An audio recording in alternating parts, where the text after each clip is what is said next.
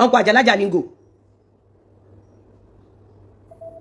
Imagine, she won Nikolo Walaye, in the issue Pelu won more than 6 times. You need to move on. You need to get a job. You need to find a work and do. She won Nikolo Walaye. I never had an issue with people. Me that I don't make friends. Why would I have issues with people? But you go and look for trouble. I don't know. And Iyabo, you feel free. You feel you own Nigeria. You feel you are highly connected. You feel you are untouchable. No, you are not untouchable. You are not connected. You don't have anything. People that are highly connected mind their business. Untouchable people mind their business. They don't act randomly like you do. You said, Kiniko. If Fola had issue with me, what is your own problem? You should have allowed the family to heal. Is Fola my enemy? Am I Fola's enemy? Were you there when I was paying for Fola's house rent? At least when Mr. Lawal met Fola, he told me, I've been with Mr. Lawal, will be 21 years now, this year. When Mr. Lawal told me about Fola that he saw one single mother, he wants to be helping the woman. I said, no problem. And whenever my husband needed something, okay, no problem. Because my husband has been there for me when I had nothing. So I believe everything that has to do with my husband has to do with me. I met 2 women with Mr. Lawal. The 2 women, they love me and their children are with me today. Because of my good character with this woman, they feel free in giving me their children. And thank God, I have my own children. I'm not a barren. I've been a good, easygoing young woman right from my day one. All of you that have met me before, you could tell.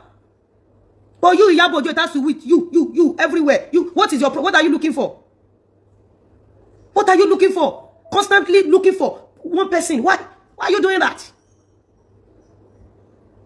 Gistlover had collected money from me before. I had issue with Gistlover. It's none of your problem. It's not none of your own issue.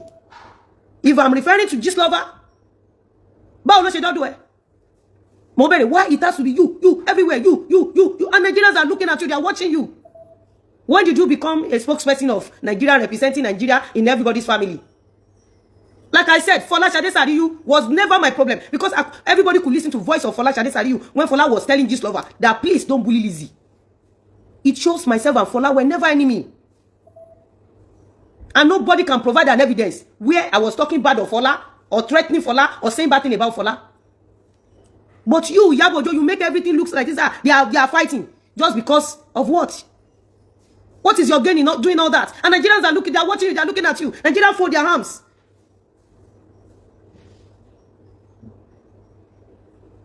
When I met my husband 21 years ago, or 22 years ago precisely, because one of our boy on that staircase, if you watch my video during Ileya, when they were doing the naming ceremony of that boy, after they give official naming ceremony, the mother gave the boy to me that I should give him my own name as the 3rd wife.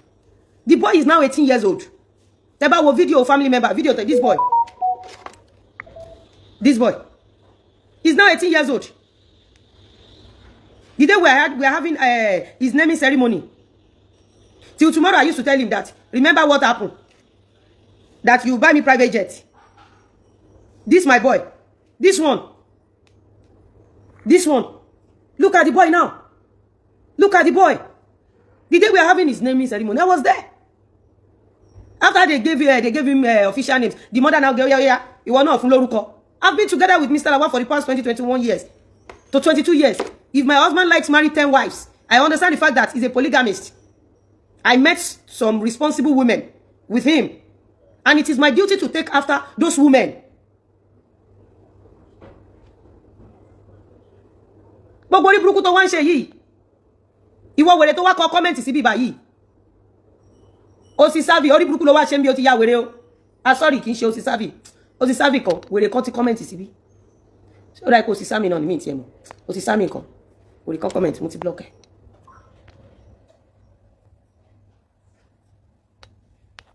You don't understand? He's my husband. My husband is my husband. I'm not his wife. I'm his daughter. If my husband mess up out there, it is my duty as a mother, as his daughter, to protect him. Even if my husband messed up with any woman that I did not like, of course, I will correct my husband with love and maturity. I will not be throwing my husband under the truck because any names or anything that I said about my husband, of course, is coming back to the children. So I don't know your problem. And there is a lot of evidences there. Fola Shade Sadiyu collected money Few days before she went to this lover. I don't know how you just swap into things. Go and get a job. Let me play your. Hello, one be by me. How about me play kini? Hello, one be any no yin.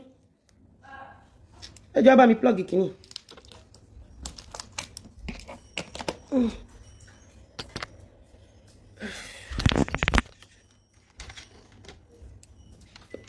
Let me plug it.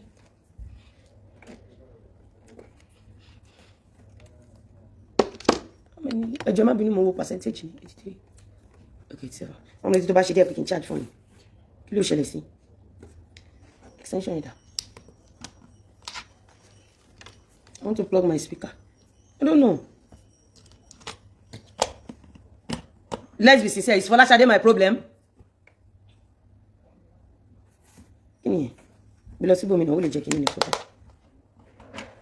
Why do you always make everything? Why do you always create problem where there is no problem?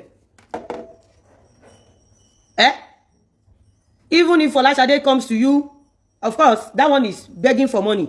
She will tell you some sweet story since she cannot walk. But it is your duty as a grown-up girl that you are, Iyabo, to think twice.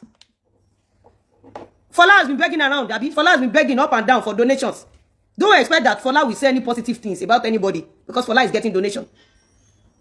You just act randomly as if you own the whole world. And when the consequence comes, you are now playing victim. No.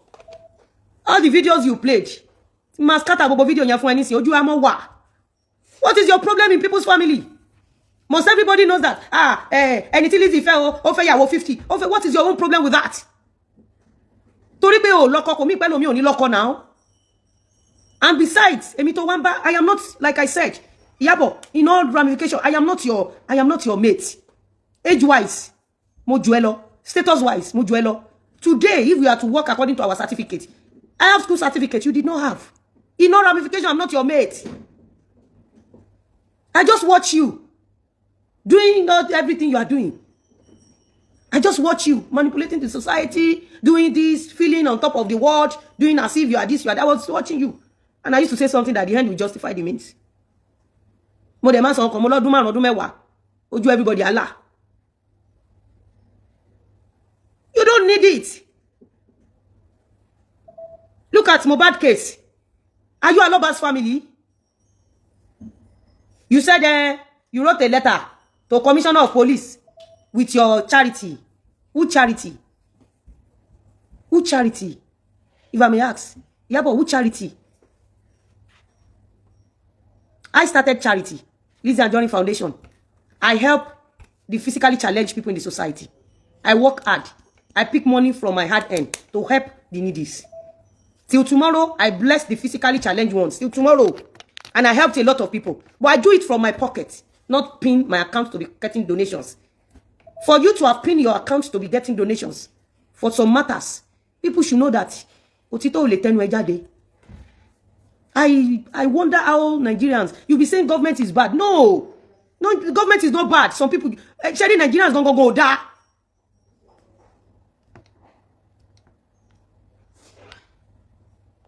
Nigerians will die. See, when you come to me, when you tell me this thing is black, and you are not expecting anything in return, I will believe you.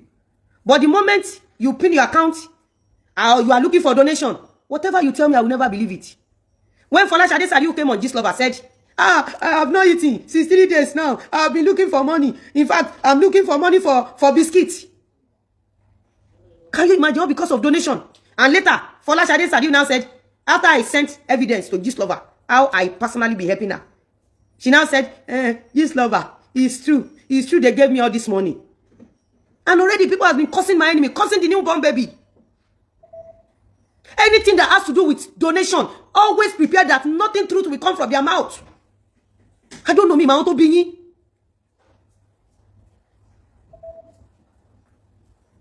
Anything that has to do with donation. Look at Dorcas. When Dorcas was using Fola to get donation, she would say, they want to kill Fola, oh, they've gone to Fola's house. Yeah. And she was lying, please, you guys, they did not allow Fola to pack her clothes. Hey, they've not paid Fola's house rent. Anything that has to do with donation. That's why I always warn people, don't donate to any account. Because some people you are donating to are actually lying. anything that has to do with donation are lying. And that is where our government are still failing us. To be precise, I watched a video in abroad. There was one woman, herself and someone. The woman was stranded along the roadside. And someone just driving around and on phone and said, look at this woman. She's stranded. Immediately, Americans started donating for her. They started GoFundMe for that woman. Go and watch history of America. Anything that has to do with GoFundMe. America will be monitoring how you spend the money, how you get the money. And the person you brought online to get donation, America will send some Interpols to go and be watching that person. Is it true? But Nigerians are not like that.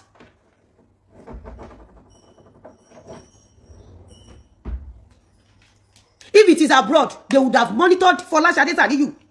Nigerian police would have handled her like this. Because you have your 2 hands, you have your 2 legs, your 2 eyes, your 2 hair. You go to parties. Why coming online? Lying against innocent people because of donation. If Mr. Lawal did not marry Lizzy Anjorin officially, will you come and be begging for money online? And guess what? America was monitoring that woman and the guy that videoed her. After 16 years, this woman was sent to life imprisonment, saying the guy that videoed that man that night was actually her husband. Everything was pre-planned. And the husband, they now interviewed the husband. The husband said, because they were broke. And that was the reason why they did that. The GoFundMe, people donated a lot. The moment people donated, government monitored their account. The woman bought Lamborghini. The woman bought separate house. The husband bought separate house. American government was monitoring how they were spending the money. If they ask us today that how did they spend the money they got from the death of Mohbad, nothing, nobody can give an account. And because of donation, look at different narrative about Mohbad's death. Just because of donation. If not for donation, Mohbad's death will not be this messy. If not for donation, what is my problem with Fola? Is Fola my husband's first wife or second wife? My husband met Fola 2017. My husband met me 22 years ago. Or let's say within 22 to 21 years ago. And we've been together constantly. I don't want to settle down with my husband because he had many wives. He had 2 wives already before me. I'm a young graduate. I was a young graduate then. When I met him, I was like, no, I can get myself a better man. But because the man is a nice man, you don't understand. I always come around, and whenever I need something, the man always help me. And of course, kitchen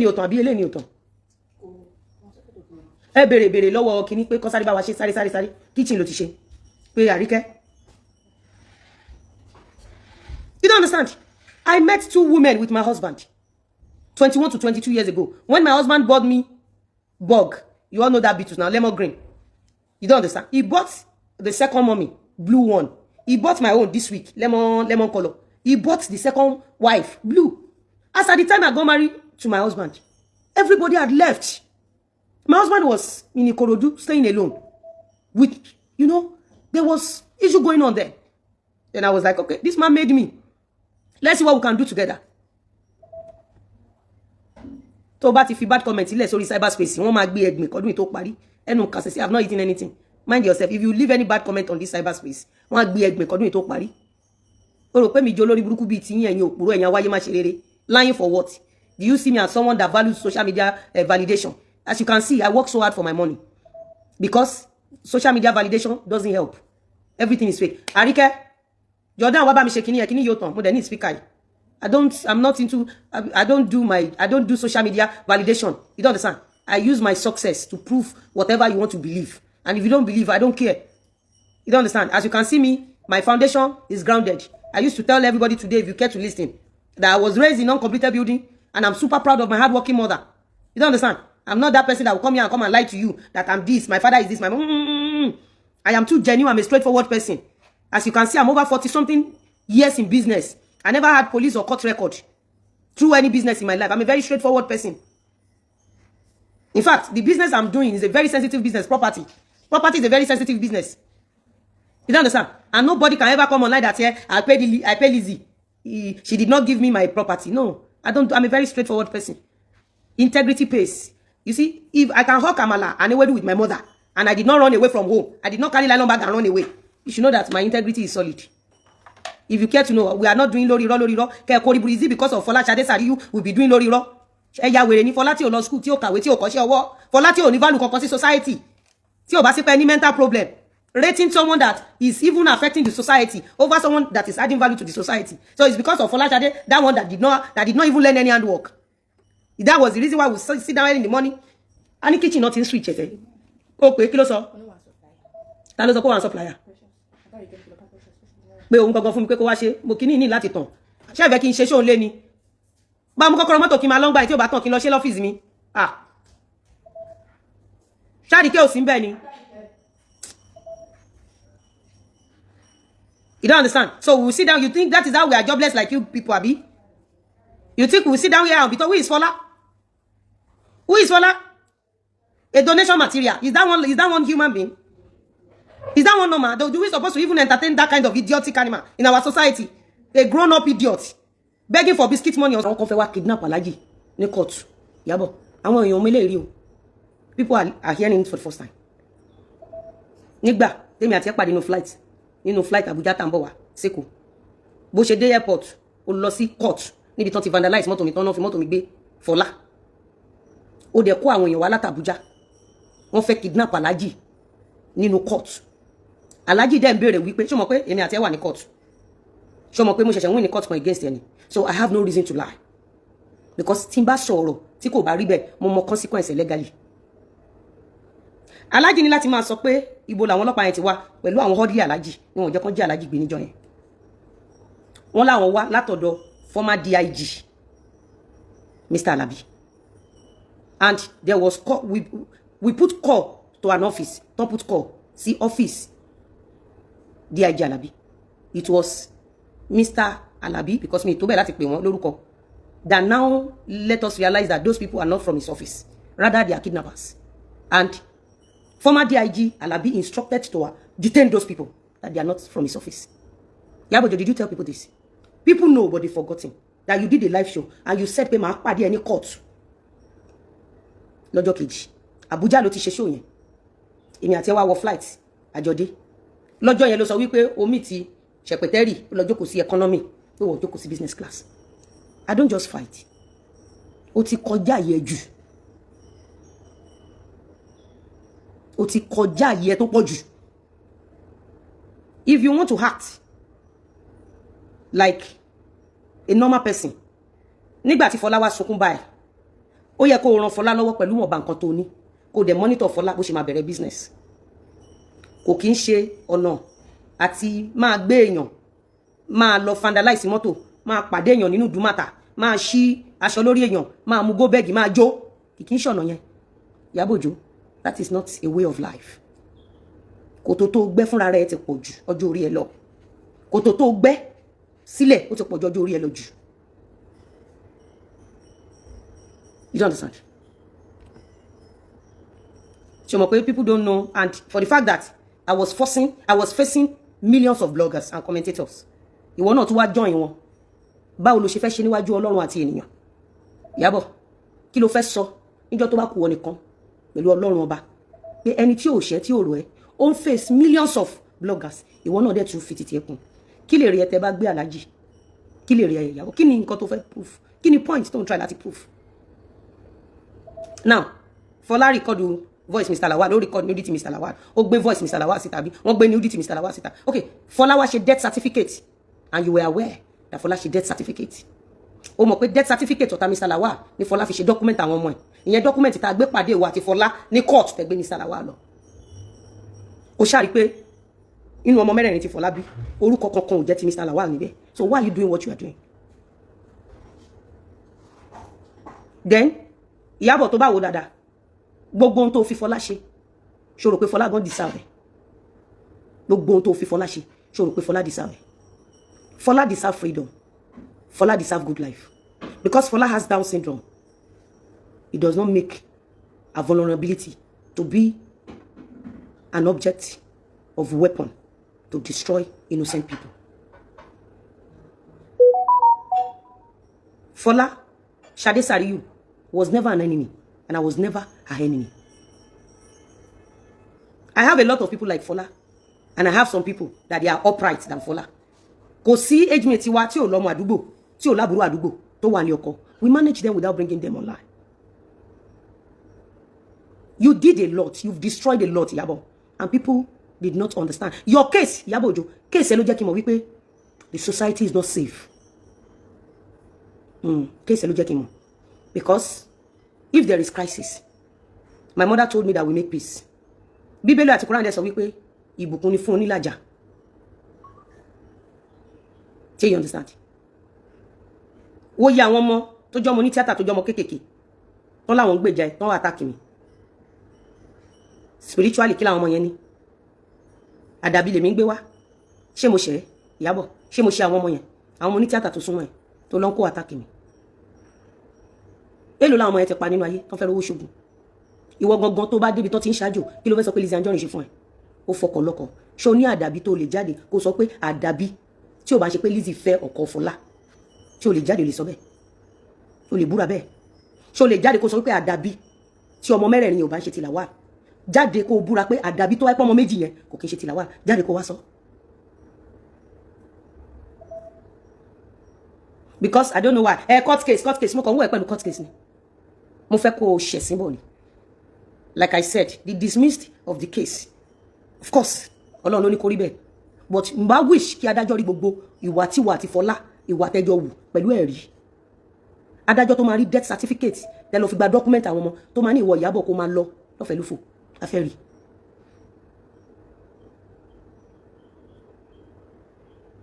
Afẹ́ rí. Like I said, you can help Fọlá without turning her to destructive instrument. If your family comes to me for help, Iyabo, if any of your family member comes to me for help, I will never make it public because I know that for the person to have come to me, the person want me to destroy you. I won't do that. I would rather help that person and tell the person, pé ṣẹ́rẹ́ ni, òkè ló wà nínú ẹbí yín, gbogbo ohun tẹ́ bá ní ẹ fi ṣàdúrà fún. Ẹ má bà títí ẹ jẹ́. Kò sí bó ṣe lè jàre tó níwájú Lizzy, tí n bá ti rí ẹ pé o fẹ́ ba ayé èèyàn jẹ́. Ẹ nígbà. Iyabo ṣé orí mi kí n dá sọ̀rọ̀ àkọ àti ìyàwó rí. Orí mi kí n destroy ẹbí ẹlẹ́bí rí. Orí mi lọ́dọ̀ bọ̀dá láàrin gentry rí. Ex mi ṣàìgbé. Orí mi pẹ̀lú ex Fúnkẹ́ Akíndélé rí. Ṣé ex Fúnkẹ́ Akíndélé kò níyàwó, kò lóyìnbó. Àbọ̀ mọ̀ pé gbogbo àwọn ọkùnrin tẹ́ ń fẹ́, àwọn ex wọn wá sí DM wa. Ká sọ pé ìwọ ò sí nílé ọkọ. Àwọn ọkùnrin ọlọ́kùnrin tó ti fẹ́ rí. Àwọn ex wọn wà ní DM títí wa náà. Did you see me bringing them out? Audio ẹ pẹ̀lú Honorable Dino Melaye, ó wà ń ta. Iyabo Ojo, ṣé orí mi pẹ̀lú ọmọ bridge rí? Tó bá dẹ̀ jẹ́wọ́ ni wá ti lọ dọ̀rẹ́ ọmọ bridge. I don't know. Your case proves to me that a lot of people are walking around with mental issues. Tó bá jẹ́ pé èmi làwọn èèyàn kò ní rí èèyàn kan lẹ́yìn ẹ̀ because o dúró fún òtítọ́. Gbogbo ìwà tó wà lọ́wọ́ ẹ̀, ìwà tó lè já èèyàn kulẹ̀ ni. Gbogbo ìwà owó ẹ̀ ète àti gbogbo ìwà tó máa ń wù Iyabo, ìwà ète àti jáyàn, kò sí ìwà tó lè gbé èèyàn sókè nínú gbogbo ìwà ẹ̀. Ọmọ bridge, ìwà tí ẹ ní issue now, àbí? Ó lọ yáwó lọ́wọ́ òun, ó lọ san padà, ó dẹ̀ gbé lọ sí court. Ọmọ bridge ní issue pẹ̀lú ẹ recently. Lọ wo tí n bá ever follow ọmọ bridge. Kò tán pè ní ènìyàn nìyẹn. Kò tán pè ní ọmọlúwàbí nìyẹn. Nǹkan tí wọ́n pè ní alálùbáríkà ẹ̀dá nìyẹn. Tó bá jẹ́ ìwọ ni wá ti dọ̀rẹ́ ọmọ bridge. All because of donations or what? Why are you doing that? Àwọn tó wà lọ́wọ́ mi, ilé ẹjọ́ tó máa rí, tó máa ní kó máa lọ, a máa wò. Wọ́n lò dẹ̀ sọ nǹkan pé kọ́ọ̀tù tí ṣe gbá kọ́ọ̀tù tí ṣe máa listen sí ẹ. I don't know, you Nigerians, it's high time you wake up. You wake up. Iyabo Ojo is doing a lot in the society. Omo Bridge is an example. Iyabo, for over 16, 17, 18 years, tó ti ń stalk me around. I want you to give me a friend of yours. Tí mo lọ bá jẹ́ ọ̀rẹ́ láti bú ẹ, àbí láti gbìmọ̀ pọ̀, láti gbé ẹ ṣubú, àbí láti gbìmọ̀ pọ̀, àbí láti bà orúkọ ẹ jẹ́. Sórí sùúrù, ó máa hard láti ṣe, but ó máa ń dùn. Sùúrù tí mo ní ló jẹ́ kó débi tó wà lénìí. Mi ní sọ fún ẹ pé ó ṣẹ̀ṣẹ̀ bẹ̀rẹ̀. Ìwà tí everybody bá wù, ó máa kà á. Sórí pé ní public, ó ridicule mi, ó treat mi bá ní pé mi ń jẹ́ nǹkan kan ní society. Ó tiẹ̀ tún máa parọ́ fáwọn èèyàn pé olówó, ó wà okay. Ó jẹ́ nǹkan kan, ó ní connections. Ó ní pé mi ò sọ̀rọ̀. Ó ní pé mi prove ẹ wrong pé ó jẹ́ nǹkan kan rí. Because ó lè jẹ́ nǹkan kan káwa mámọ̀. òun la fi fún ẹ ní long group ká jẹ́ kó display àwọn tó mọ̀.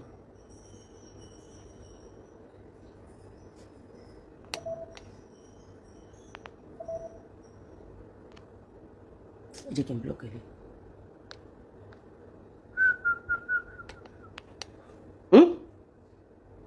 It's quite unfortunate mo ṣe ń bọ̀ wá ṣe show ẹ̀ but jẹ́ kí n play voice ẹ̀ tán gbogbo show tó ṣe fún mi ni mo máa analyse láìpẹ́ ẹyọ kan mo fún ẹ ní mọ́mọ́ tí mo lè sọ̀nà mo kàn fẹ́ káyé rí ẹ tán káde kẹ́kọ̀ọ́ lára ẹ̀ ẹ̀kọ́ tí mo kọ́ lára ẹ ni wípé ká má jẹ́ irinṣẹ́ láti bá tọmọlàkejì jẹ́ then ká máa mójútó ọ̀rọ̀ ara wa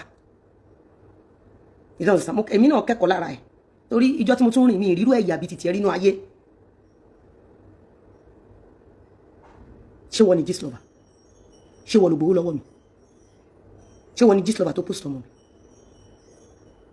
adékọ̀t ó lọ sọ̀rọ̀ Gistlover mo ń fi ẹ̀rẹ́ rìn ni ṣé bó purọ́ fún àwọn èèyàn ní January wípé mo bẹ̀ nínú court kátẹ̀ sọ pé o ní education at least o ti ń package bí ká ní kó jẹ́ pàtàkì ṣé bẹ́ẹ̀ náà ló ṣe lọ́pọ̀lọ́ mi kéèsì wà ní court Esabod ló ń dárúkọ adájọ́ gbogbo nǹkan tó ń ṣẹlẹ̀ ní court Esabod ó dẹ̀ ń report ẹ̀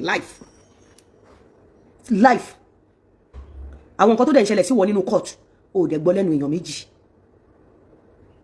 n tó ń ṣẹlẹ̀ sí ìwọ nínú court àṣà January tó lọ grant interview lọ́dọ̀ Bíọ́lá tó kéje kásókè tó ń lé fúru kọ̀kọ̀ bí ká ní kó jẹ́ nǹkan kan nínú ayé mẹ́wàá ń ṣẹlẹ̀ sí ẹ nínú court náà or did you see me talking about it but ìwọ ńgbà tí mo lọ grant interview lọ́dọ̀ àwọn èèyàn orí kí n bá tiẹ̀ jẹ́rí orí kí n talk down despite fact pé mi àti ẹ̀ ń jà o ò lè rí ẹni interview kí n wá lọ an avenue pé mo fẹ́ pull ẹ̀ down kí ló tó rí bẹ́ẹ̀ Iyabo Ojo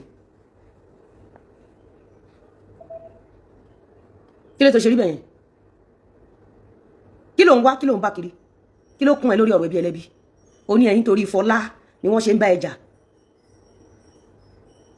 ṣé nígbà tí wà tí Fọlá ṣe death certificate àbí bóyá Fọlá ló dẹ̀ dá ṣe death certificate ṣé kí n máa bẹ́ẹ̀ rẹ́rìn ni nígbà tó bọ́ sórí íńtánẹ́ẹ̀tì Fọlá sọ pé torí DNA lọ́lọ́pàá ṣe ń wá òun tó ní Lizzy Anjorin Nigerian police mo ti send video ẹ sí IG ṣé mo gbọ́dọ̀ sọ fún ẹ kórí ẹ ti dàrú ni ṣé fẹ́ kí n sọ bẹ́ẹ̀ fún ẹ kórí ẹ ti dàrú mi ní ìdá ti sọ fún ẹ àwa kan mọ̀ kí ló kún ẹ lórí ọ̀rọ̀ lọ́rọ̀ ṣọ́ta mi ní Fọlá ṣé mi ni mo dá Fọlá wíwà láyé Fọlá mo mọ̀ bóyá nǹkan tó lọ́ fi ń gbé mi gangan nìyẹn kò kí ń ṣe gbogbo ọ̀tá nìyàn ń pa kò ń ṣe gbogbo ọ̀tá nìyàn ń ba yé ẹ̀jẹ̀ bí Fọlá ṣe jábìrún tó yẹn mo lè ní ìdí ẹ̀ spiritually láti gòkè ọ̀la ó lè jẹ́ pé òun ló máa mórúkọ mi kiri ilé babaláwo táwọn babaláwo yẹn dẹ̀ máa unlock àwọn òkè ọ̀la tó yẹ kí n kùn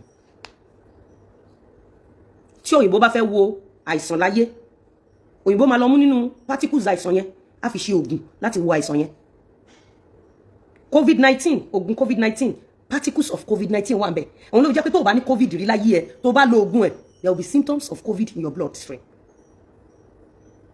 ọmọ àgbà ni mi ọmọ gbọ́n ni mi ń ṣe ẹgbẹ́ ní gbogbo ọ̀nà Iyabo mi ò pa àwọn ìyàwó méjì tí mo bá nílé alájí ń gbà ní Fọlá tí mo ń sanwó ilé ẹ̀ ni mo fẹ́ pa ọmọ nǹkan tí mo ṣe ń sanwó ilé ẹ̀ ni ọmọ nǹkan tí mo ṣe ń help ẹ̀ ni torí ọkọ mi mo ṣe ń help ẹ̀ ìdùnnú ọkọ mi gbọ́dọ̀ jẹ́ ìdùnnú mi ọkọ mi ti ràn mí lọ́wọ́ ní tó bá lóun fẹ́ ran ẹni single mother lọ́wọ́ it is my duty láti kówó sílẹ̀ fi ran single mother yìí lọ́wọ́ torí pé ńgbà tí Mr. Lawal ràn mí lọ́wọ́ ó níyàwó méjì táwọn náà gbà láyé gbà ẹ̀kọ́ ràn mí lọ́wọ́ like I said Iyabo Alice Ojo ọmọ bíbí inú Fẹ́túgà if anything happens to me even to Fọlá you should be hold responsible if anything happens to Fọlá wàá rí pé stand mi láti lẹ̀ òun náà ni wípé ẹ fi sílẹ̀ ẹ jẹ́ kí everybody kan lọ yanjú ẹ̀ nílé kò sí mo mọ̀ pé Fọlá ní Down syndrome of course Fọlá ò lọ school kò kọ́ṣẹ́ ọwọ́ kò kàwé ṣé Fọlá tí bàbá ẹ̀ wà láyé tó ní Mr. Lawal bóun ta ilẹ̀ tí bàbá òun fún òun ta ni òṣàmọ̀ pé ó ní mental problem so Iyabo how do you choose someone with mental problem over someone that is hardworking that employs people how do you do that how did you sleep in the night àwọn IG AIG DIG tó ń send video sí ó rò pé wọ́n mú òótọ́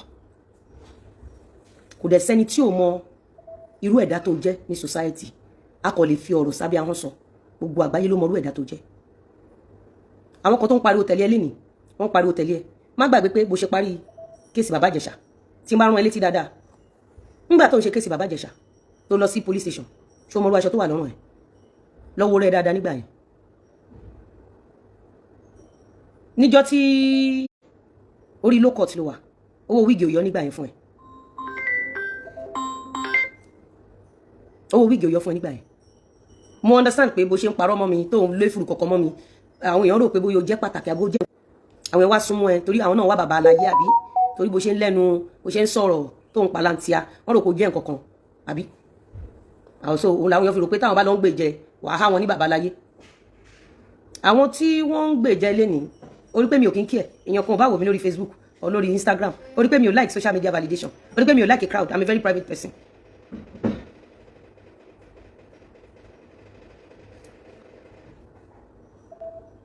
You don't understand? O mọ̀ pé àyè máa ń wà kò kí ń sọ̀rọ̀ ọ̀rọ̀ máa ń wà kò kí ń sáyè. Nígbà tó gbé mi lọ sí police station ní zone 2 nígbà tó gbé mi lọ sí police station ní zone 2 kí ló dé tó ṣe lọ gbé invitation mi sí orí Amebo Gistlover àtòrí page kí ló tó ṣe kí ló tẹ́ pé orí Amebo Gistlover ló ti sá fún mi. Tí mo bá ọlọ́pàá yẹn ṣe feel seeing their private invitation and their document their phone number even my address my phone number and everything Iyabo o ti cover home address mi o cover phone number mi at least kó tó gbé fún Gistlover àti Amebo Gistlover ó yẹ kó cover phone number mi àti code ilé mi. Why did you do that?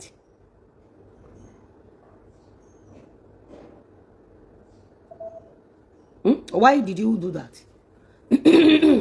Oh, rí pé ìwà tó wù yẹn ti go ó ti lọ too extreme. Èyàn kí ń wọnú omi tán kó kígbe òtútù. Iyabo, èyàn kí ń wọnú omi tán. Oróko lóko kún kó tó gbẹ̀pà sí. Ó mọ mí nìyẹn. Ó rí pé wọ́n jagun, èmi àti ẹ mọ̀ pé wọ́n jagun ní Syria ni. Ó wá lọ wọ mọ́tò lọ sí embassy, ó gba visa Syria.